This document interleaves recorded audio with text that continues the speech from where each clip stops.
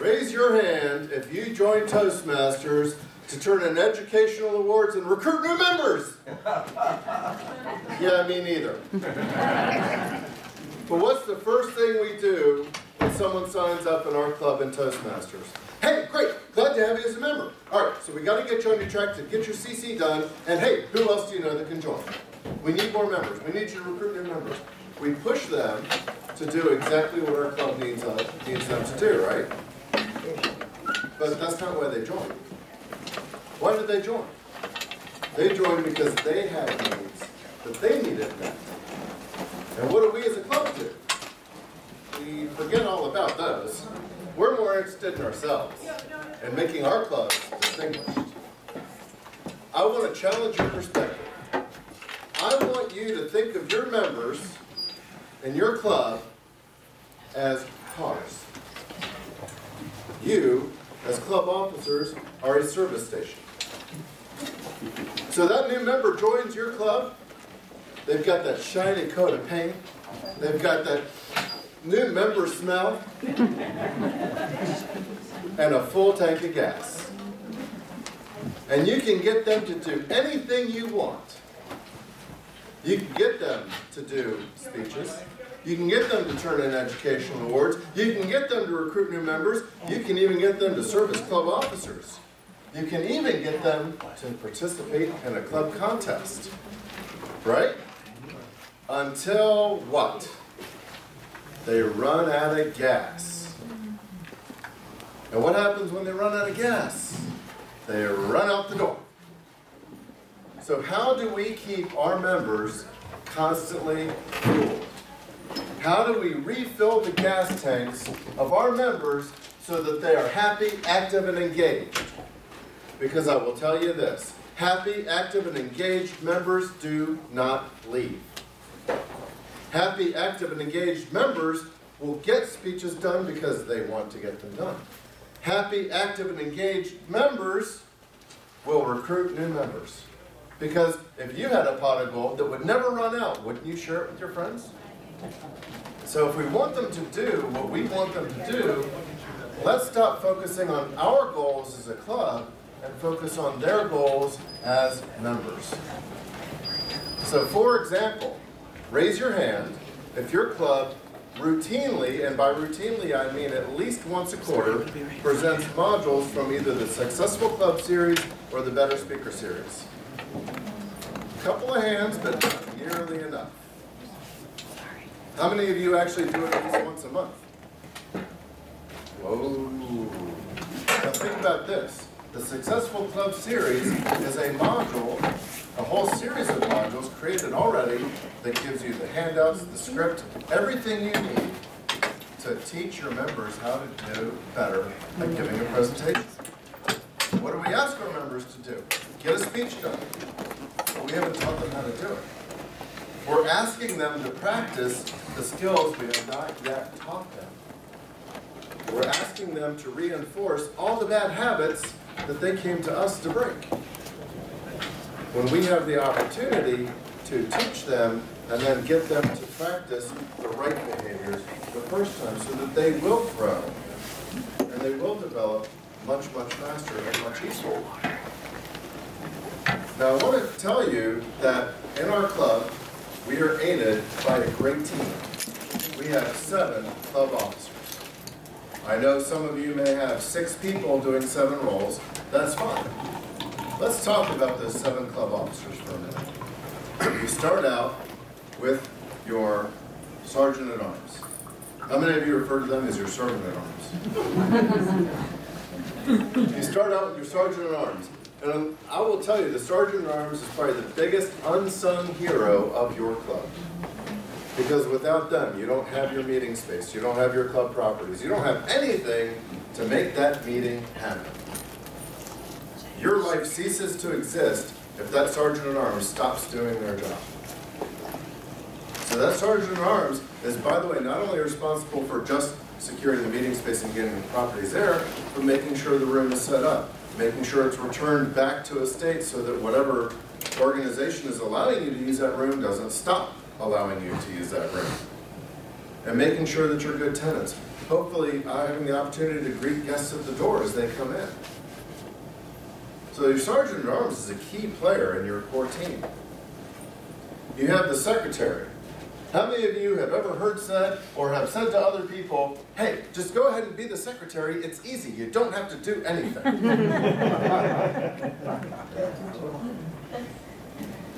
The secretary of your club could be that high octane additive who, when you have an executive committee meeting for your club, I know some of you are going, what?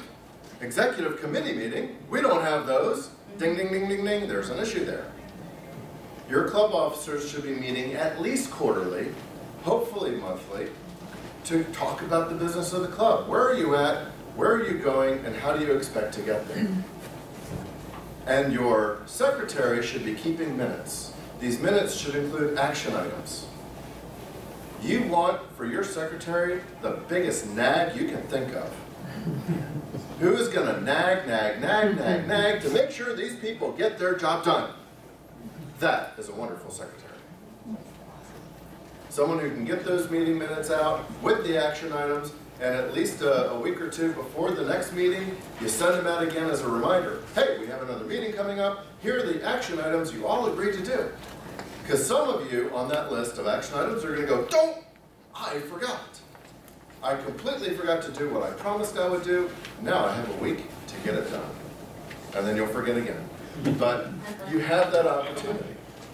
So the secretary should also be keeping records for the club. Every time you have a meeting, they should keep a copy of the agenda, along with whatever changes were made, so that you have a complete record of all of your meetings, what speeches were given, what the titles were, because somebody in your club, and it may be you, somebody in your club is going to lose their manual.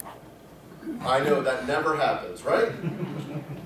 Well, if your VPE has kept good records of when people gave their speeches, now it's just flip, flip, flip through the notebook of the secretary to go to those agendas, and you know the speech was given, you know what the title was, and you can very quickly reconstruct that manual and submit the award for the member.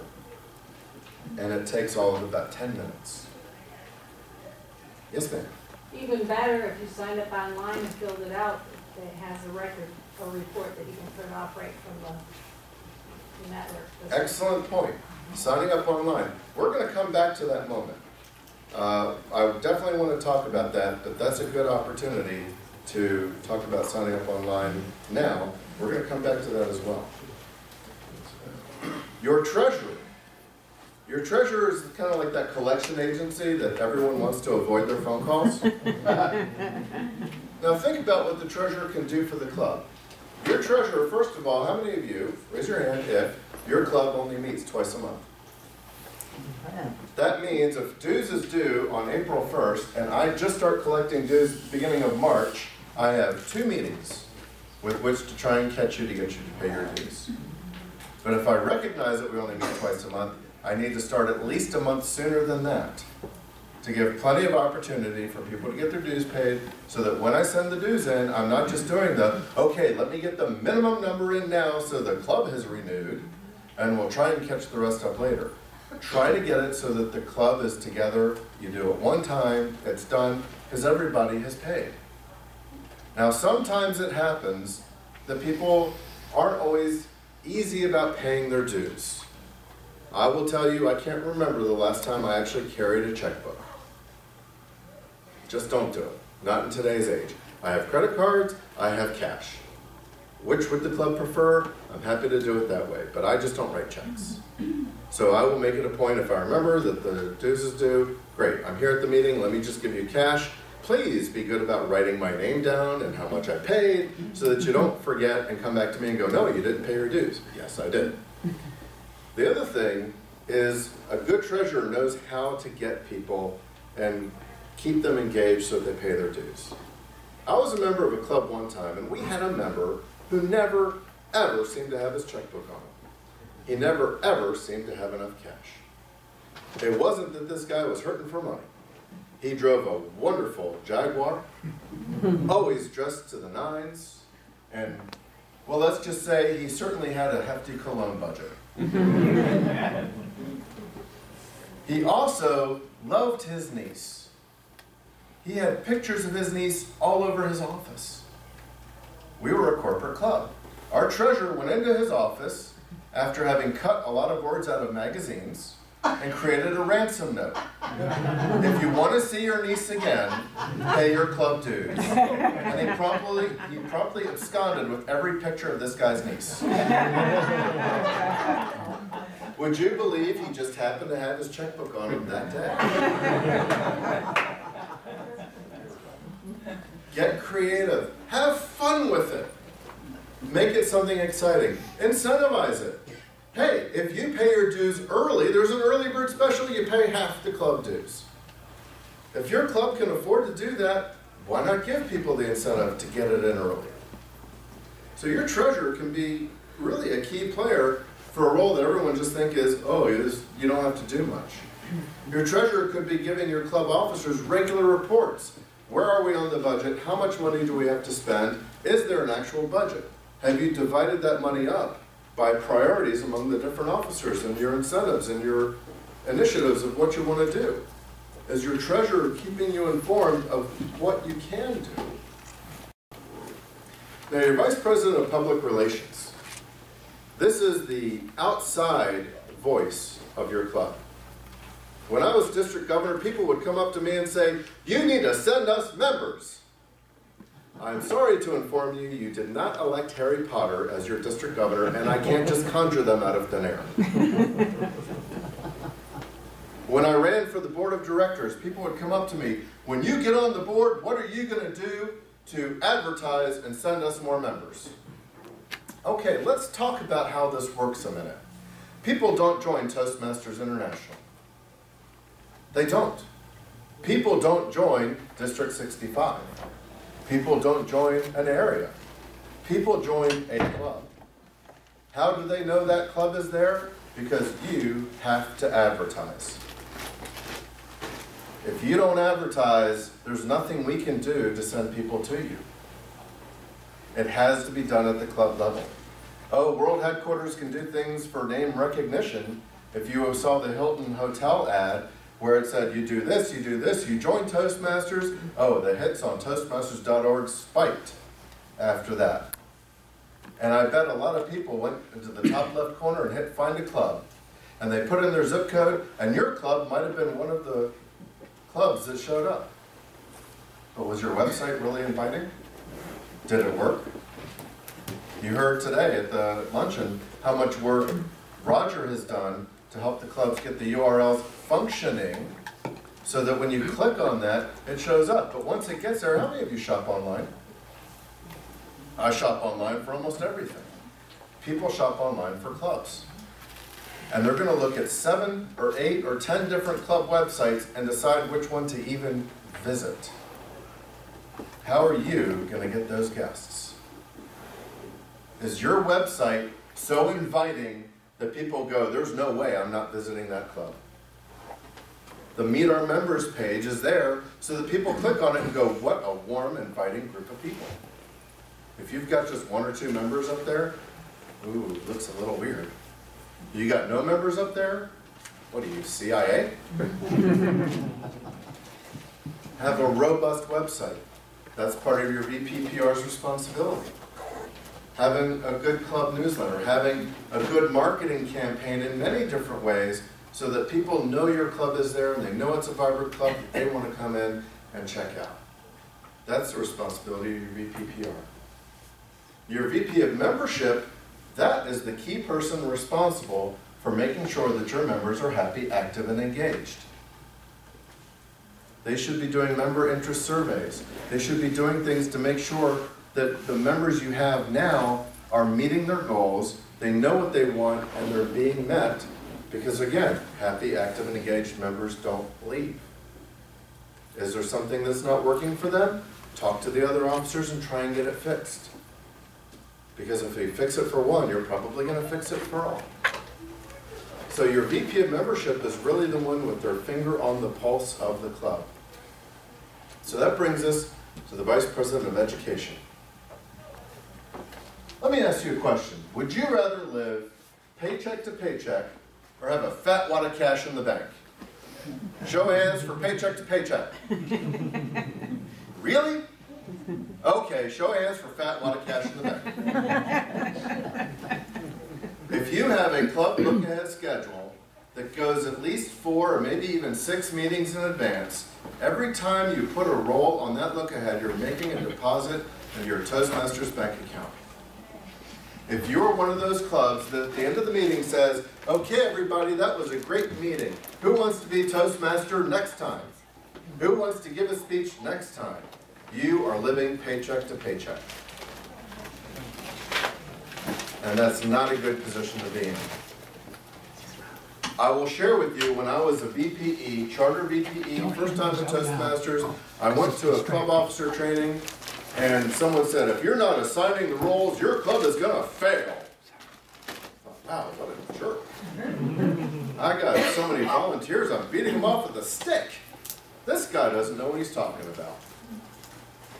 And sure enough, the time came to pass. Not long after that, my well of volunteers dried up. Instantly. I went from beating them off to a stick to using that stick like a divining rod trying to find it. And I remembered what I heard. If you don't assign the roles, your club is going to fail. So I know what I'll do. I will threaten my club. I sent out an email. If you don't volunteer for roles, I will assign the roles. You'll have to do what I say, when I say, deal with it. That got a response. I heard back from every member of my club except one. And all of the responses were the same. Cool, go ahead and assign the roles. What? You want me to do that? Yep, it makes our lives easier. Oh. And you know what? It made my life easier too. Instead of having to balance requests and go back to somebody, I'm sorry, that role's already filled, what else would you like to do? I just assigned the roles. Now here's where I'm going to come back to the online sign-up. The online sign-up is a great tool for people that go online and do those things. I'm not always one of those people. I sometimes can't even remember my own password to get into the club website. So it's easier for me if they just assign the roles and send me out a look-ahead in an email. Let me see it in the email, let me see what my roles are for the next couple of meetings, and I can go, yep, cool, got it, confirmed. Now if I have the online sign up as well, then great. People can go in, sign up, they can fill out the agenda for the things they want to do, and as a VPE that's very helpful for me, but then I need to be able to go make the rest of the deposits into that club bank account by filling out the rest of the roles before it's too late, before we're living paycheck to paycheck. So you can let people sign up when they want to, but don't rely only on people signing up. Because I'll tell you something else about people volunteering. I rarely volunteer for roles in my club. And one of the reasons is I've done them all. We have a lot of newer members that I would like to see have that opportunity to develop. Not that I won't participate in my club, but there's nothing specifically I really want to do except be of service. You tell me what you'd like me to do and I'm there. And there's a lot of people that do it exactly the same way I do. We won't volunteer, but we will serve anything you ask us to do. So don't rely only on your volunteers. Don't rely only on a website that half of your members may not be using. You've got to cover all bases. Now we've talked about everything from the Sergeant at Arms to the VPE. We've left out the President. The President has really two things to do. Because if the other 6 officers are doing their jobs, the President is now the one that you go, just be the President. It's easy. You don't have to do anything. The President empowers their team and enables their team. First, empowering.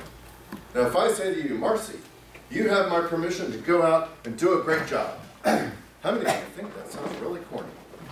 And you can admit it, I even think it sounds a little bit corny. Let me ask you this.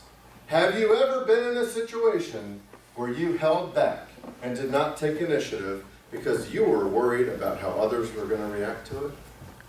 You were not empowered. If you've ever held back, it's because you were not empowered. I would rather sound corny and empower my team than make them think they're supposed to hold back. So I'm going to do everything I can to empower my team, and then the second thing I'm going to do is enable my team. I'm going to provide the tools they need to do their job, and I'm going to remove the roadblocks in their way. And oftentimes, as a club president, we might be that roadblock. We might be that roadblock that says, nothing happens in this club without I saying it happens. Da, da, da. Get out of the way. Let them do their jobs. So if all 7 officers are doing what they need to do, your club can fire on all cylinders. Now there's a couple other things I want to talk about. One of them is an open house or a demo meeting, because every club should be having at least 2 open houses every year. What is an open house? I'm so glad you asked. An open house is a meeting where you're going to dedicate that entire meeting to your guests. You're going to have 1 speech, 1 evaluator, 2, maybe 3 table topics, and that's it. Why so short? Because you want the rest of the time to be for questions and answers and helping them fill out the application. I can't tell you how many times I've seen clubs end on the stroke of the minute when that meeting is supposed to end. The guests are all running out the door and they go, if you have any questions, let us know. We're happy to sign you up. Did you hear me? If you leave time at the end of the meeting, you can do that right in the meeting and collect their checks right then and there. And corny works, by the way. Have a little prize. Have a book or free club dues to whoever wins our drawing. And our drawing is simple. For all the paid applications we get today, we'll draw 1. That 1 person will get free club dues for the next 6 months. Or we've bought this book, or we've bought these world champion CDs, or whatever it is you have that you want to give away, something meaningful to you and your club that might also be meaningful to that guest. Hey, for everyone who pays right now and joins right now, there's a drawing. You're probably not going to convince someone to join who wouldn't have already joined, but you'll get the fence sitters. You'll get those people who weren't otherwise going to join right now, they probably would have waited. And you'll strike while the iron is hot. Another reason we do the open house meeting is because it's easier to advertise. Raise your hand if your club meets every week. So if your club meets every Tuesday at noon, for example, and you say, hey, come to our club. We want you to check it out. We meet every Tuesday at noon. That's great. Is Tuesday at noon hard to figure out? No. It's easy to figure out. It's just easy to ignore as well. You know, this Tuesday I'm really busy. I'll go next Tuesday. There's always another Tuesday. It's easy to dismiss. If your club meets on the 2nd and 4th Thursdays or the 1st and 3rd Wednesdays, now it gets a little complicated. Before you were a Toastmaster, did you understand the 1st and 3rd, 2nd and 4th as easily as you do now? But if I say to you, on November 15th, we're going to have a meeting and I want you there. Oh, that's a specific day. I can commit to that. Oh, look, my schedule is free. Yes, I can do that. So when you do the open house, you're going to have 1 day that you're advertising. It makes it so much easier to get guests to that 1 meeting.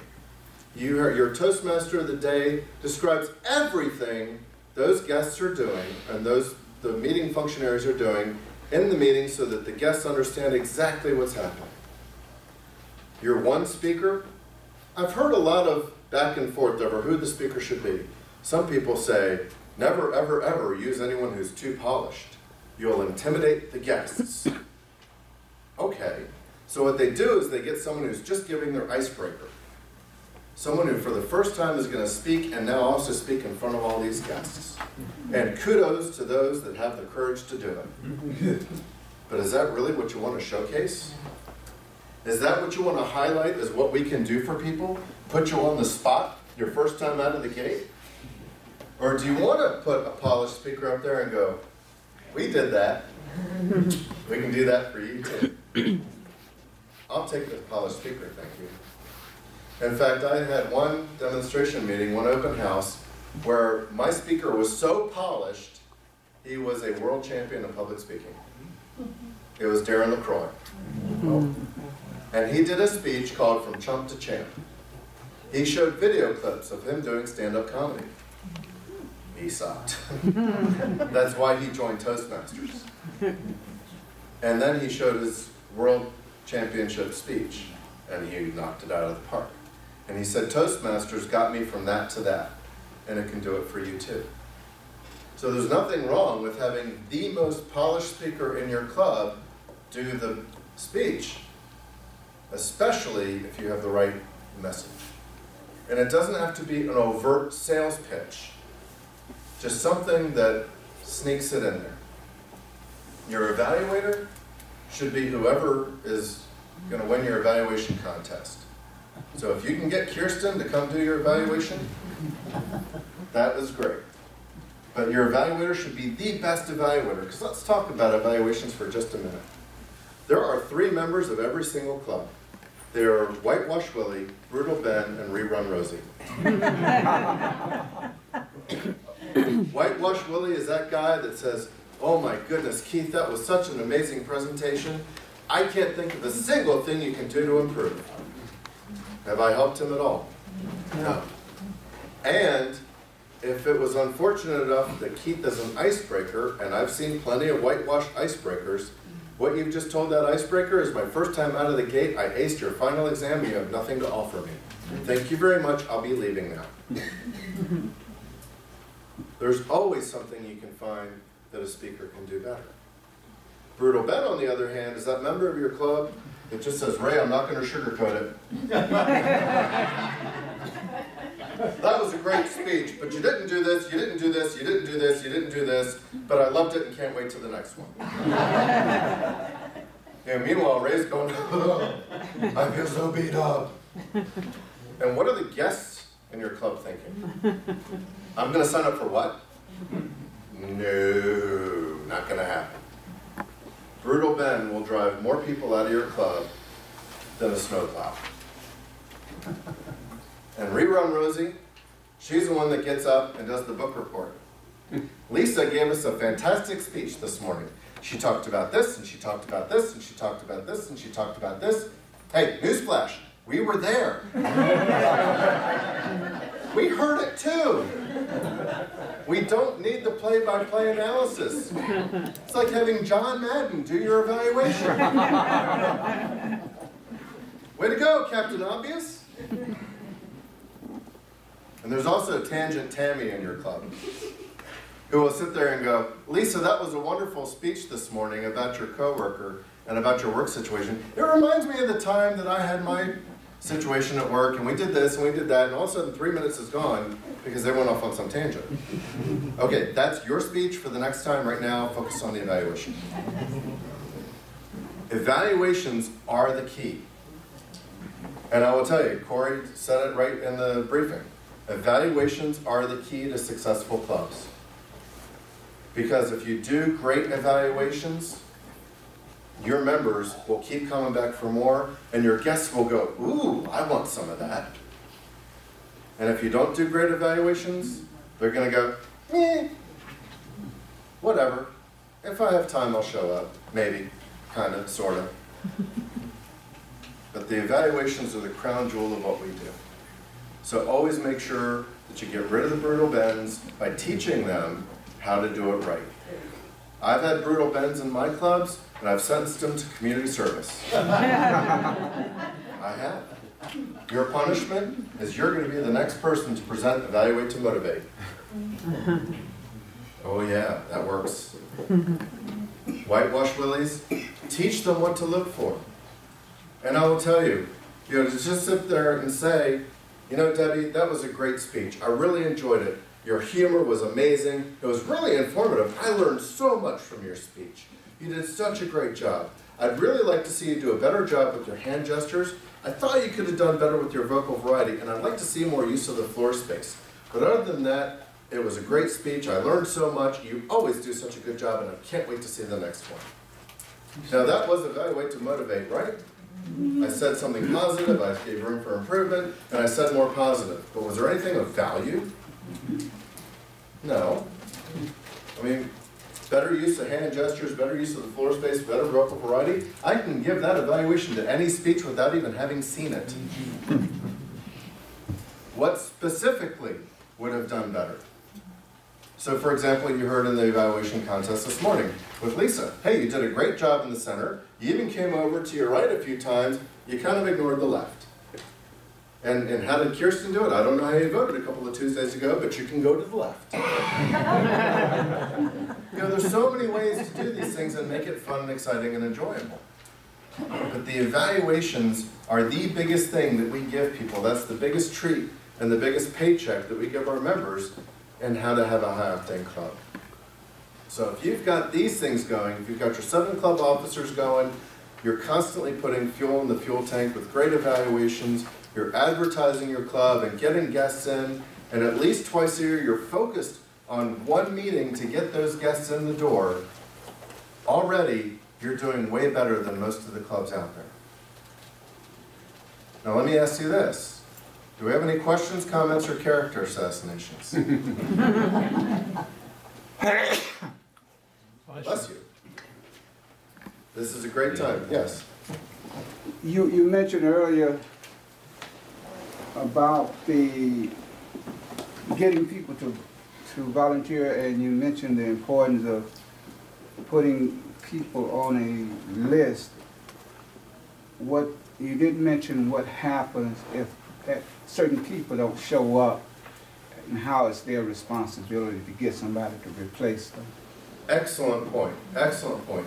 So what happens if you've assigned the roles and someone no-shows on you? So yes, one of the things that's got to be a standing rule is if you're not going to make it, when I send the look-ahead out and I'm the VPE, you let me know and I'll reassign the role happily. If that's been out for a while, and especially if it's just a week before the meeting or less, and you're not going to make it, I do expect you to find your own replacement. And the reason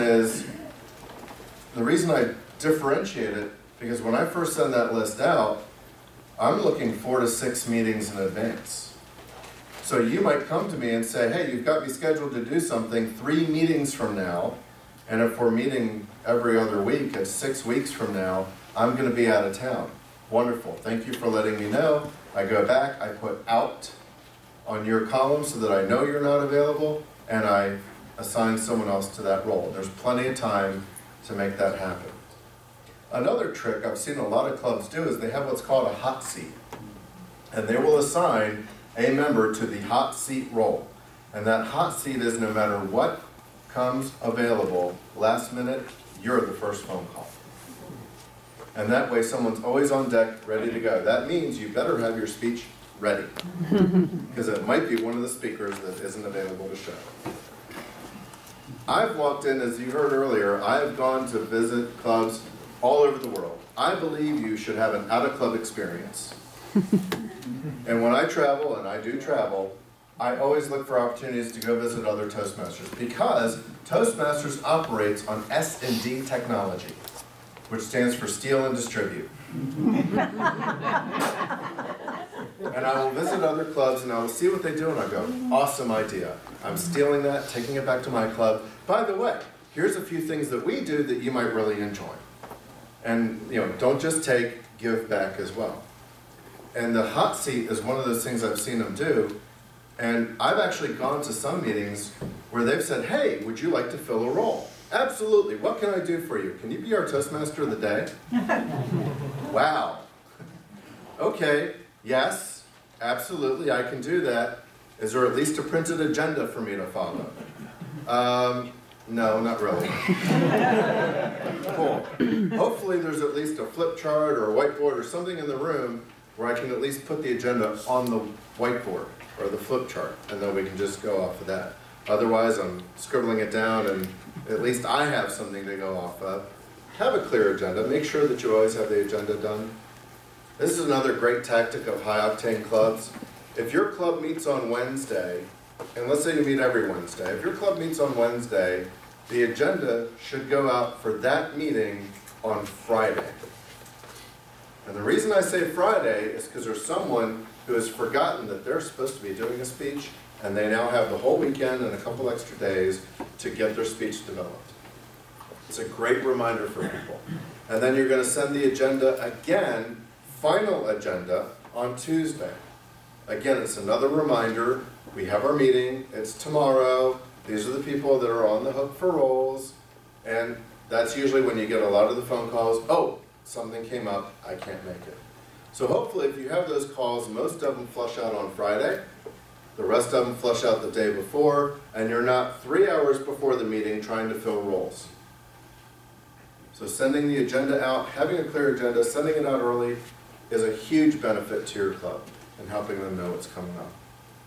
Another question? There was something over here? Yeah. Yes. You meet a club that has 8 or 10 members, and you say, okay, you guys have an open house, and you follow the strategy, and you say, okay, well, this is a small town, we're trying to do the advertising. What would you say to encourage that club? That this is it, this is the best we can do. What would be your recommendation? Excellent question. At my table, you will see a document called Membership, Retention, and Growth. Your club needs both. And in it are 25 ways to advertise a corporate club and 25 ways to advertise a community club. I would hand that document out to every member of the club. Number 1 on each list is invite 5 friends. And I'm going to say everybody does number 1. Everybody invites 5 friends. And if you read it, there's a very specific way of how you're supposed to do that. It's not just email 5 people and hope they show up.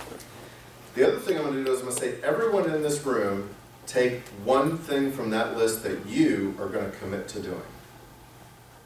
So if I've got 8 people in this club, what do I know is going to happen? I know it's a certainty that half of them aren't going to do what they promised to do. Right? Always happens that way, isn't it? 4 of those 8 people won't do the advertising they promised to do. Oh, darn. But guess what? That means that the 4 people did. 4 people advertised that club. Would I have gotten that benefit from 1 VPPR? No.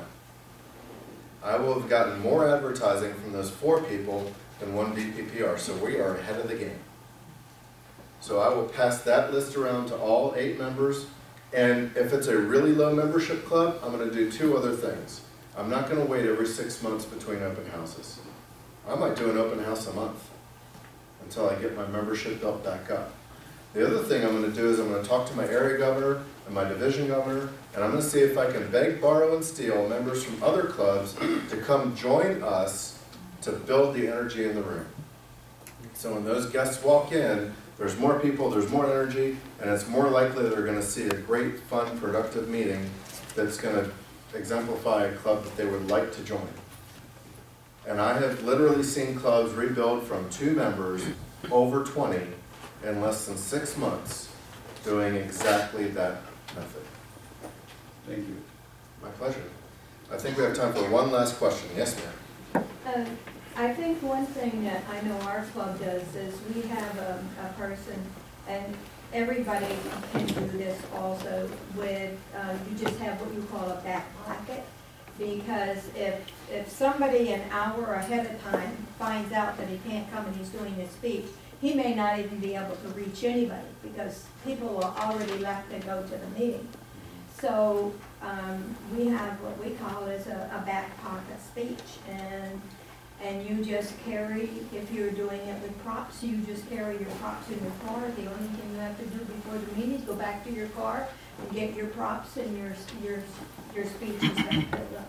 Excellent suggestion. Thank you very much. So what she's saying is back pocket or hip pocket speech, always have your next speech ready. I will share with you when we first joined Toastmasters in my charter club, all the officers agreed we were all going to have a hip pocket speech always ready to go. I was the only one that ever seemed to actually do it. We all agreed that we were going to do it. So every time someone bailed and canceled at the last minute, well, we got a speech opening, I'll do it. I was the first one in the club to get my CC, back then it was a CTM. I was the first one in my club to get my CTM because I was the only one who was actually ever ready to do it. And then I went and became an area governor. I had 7 clubs in my area and grew an 8th. For all the club visits I did each one as a manual speech when I did my report to the club. Plus, I was doing my own speeches in my own club. Plus, there were a few clubs that were very, very low membership I was visiting more frequently to keep the energy up, and I was giving speeches there. I had my advanced communicator gold within a year and a half. And I had my DTM in 2.5 years after joining Toastmasters. And at one point, when I knew I was going to get my DTM, I swore, I am not going to be that guy that has everything done except the HPL. I stand before you, and I was that guy. But, you know, have it ready. If you're Johnny on the spot, Janie on the spot, you're always ready to go, it's easy to step in and do it, and you'll be amazed at how quickly you go through the ranks.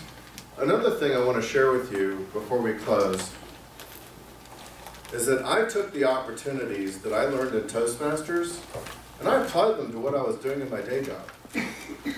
I took what I was learning in my day job and I applied it back into Toastmasters management. And as I climbed the ranks in Toastmasters, from club officer to area governor, division governor, lieutenant governor of marketing, education and training, district governor, immediate past district governor, international director, as I climbed those ranks in Toastmasters, I was also climbing those ranks at work.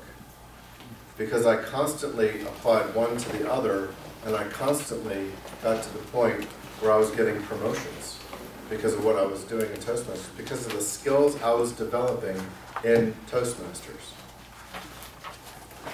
The job I just recently left, where I was able to travel around to 5 continents and visit hundreds of clubs around the world, was because I had a job as a professional trainer traveling the world training people on how to do project management.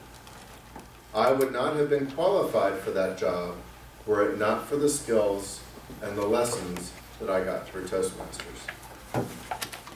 You have every opportunity in front of you. You have every opportunity to be a great club officer and to serve your members. You have every opportunity to be a great person and serve yourself. And you have every opportunity to touch someone's life in a way that they may come up to you later and say, you changed my life X number of years ago when you did this for me. They may come up to you, they may not say that, but I will guarantee you this.